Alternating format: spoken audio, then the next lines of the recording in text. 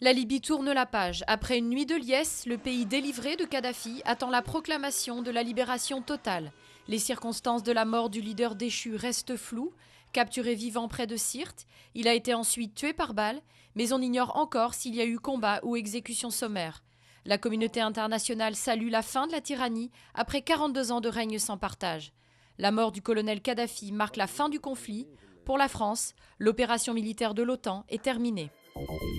La crise de la dette continue de diviser et la zone euro doit repousser ses décisions. Le sommet de dimanche, présenté comme crucial, est maintenu, mais Paris et Berlin reconnaissent qu'il ne sera pas possible d'arriver à un accord.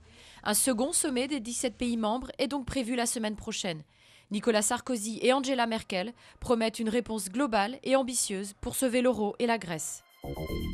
Une annonce historique, l'ETA abandonne définitivement son activité armée après plus de 40 ans de lutte sanglante pour l'indépendance du Pays basque qui a fait plus de 800 morts. Très affaiblie, l'organisation séparatiste Nesu Franco n'avait pas commis d'attentat en Espagne depuis 2009. Le chef du gouvernement espagnol a salué une victoire pour la démocratie.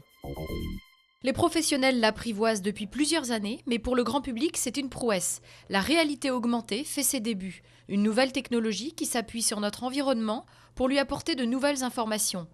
Comme cette application de smartphone qui incruste la silhouette des tours jumelles dans le New York d'aujourd'hui en changeant les angles. Ou encore ce spectacle de magie, il permet de montrer ce qui se passe dans la tête du magicien.